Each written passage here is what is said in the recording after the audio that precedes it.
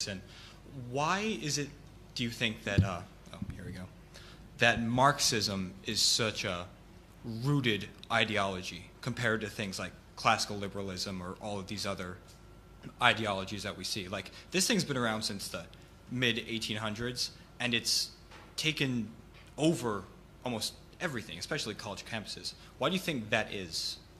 Well, that's a good question. I mean, I think the first communists, let's say, the Russians, let's say, for the sake of argument, they were much less reprehensible philosophically than today's Marxists.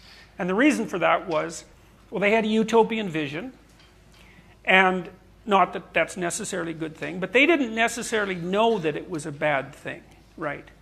And so, and the old aristocratic European structure was crumbling, and there'd been a terrible war, and, you know, the Tsarist regime was, well, compared to the communist regime, it was heaven on earth, but, you know, it had its problems. And so, and even as Nietzsche said, you know, that communism would be worth it as an experiment. But he also said, and this was in Will to Power, that hundreds of millions of people would die as a consequence, which is one of the most remarkable prophecies, I think, that have ever been uttered by anyone ever.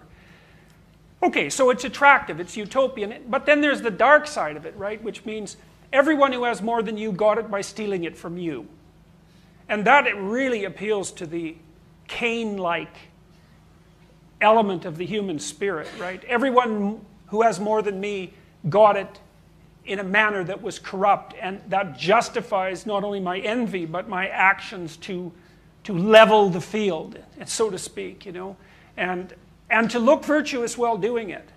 And so there's a tremendous philosophy of resentment that I think is driven now also by a very pathological anti-human ethos that you also see at the base of much of the environmentalist movement. Like, it's not like we're not doing some stupid things to the planet. Like what we're doing to the oceans, for example, is reprehensible beyond comprehension. But, you know, I've heard environmentalists state quite straightforwardly that human beings are a cancer on the planet. It's like, if someone says that to you, you know, you should move away from that person very, very quickly, because that statement is genocidal in its spiritual origin. And so I think there's a whole cluster of unexamined motives of resentment that primarily drive the resurgence of the Marxism. But it's also a consequence of the poor, the biased education that our children receive. You know, they know a bit about the Second World War and about the Nazis, but they don't know anything about what happened in the Soviet Union and China. Like often in universities, and I teach a personality course, it's like that's not where you should be learning about the 6 million Ukrainians who died of starvation in the 1930s, but most of my students have never heard of any of that. It's like, what the hell? We fought a whole Cold War about that. We damn near annihilated the planet because of it. And all of a sudden it's, well, it's an inconvenient for the neo-Marxists to notice that the regimes of Stalin and Mao were brutal beyond comprehension. So how about if we don't talk about it, you know? So there's lots of corruption that's driving this, but a huge part of it is resentment. And like, I think the worst emotions are resentment, the worst actions are resentment, deceit, and arrogance. And you get those three working together, boy, you got a force that you better be careful with. Do you think it's dying off? Or What's going that? away? Do you think Marxism is dying off or going away at all? Or do you think it's getting stronger?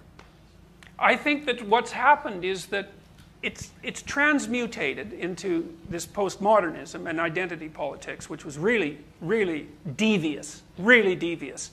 And that was a consequence of the French intellectuals, mostly Derrida and Foucault. But it's not going away. What's happened instead is that it's taken a new strategic tack, and it's one that no one really envisioned. What it's doing is taking over the administration of mid-level bureaucracies everywhere.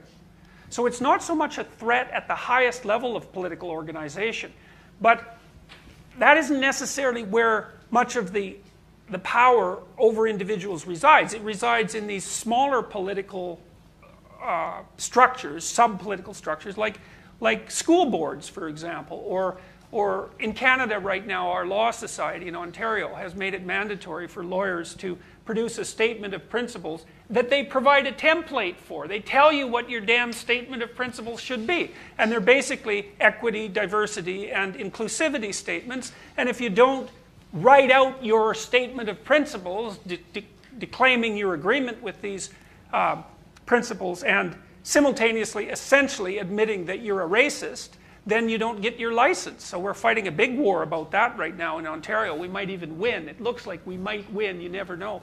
But and it's also partly because ordinary people are too complacent about the mid-level bureaucrats who rule over them. You know, we're willing to allow those relatively small positions of power to be taken over by groups that are very good at doing that sort of thing. And we need to wake up to that because it's seriously not good. And it's very difficult to fight back against. So